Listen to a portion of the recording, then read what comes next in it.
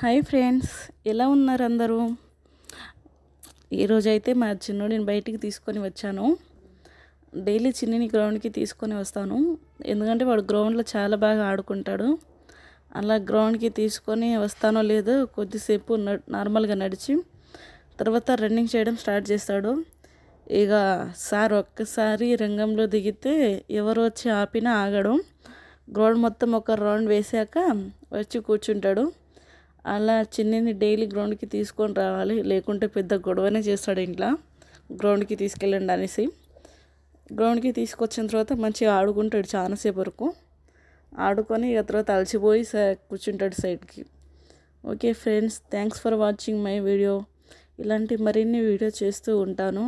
Please మన shero YouTube ఛానల్ని like, share and comment చేసి సబ్స్క్రైబ్ చేయడం మాత్రం మర్చిపోవద్దు.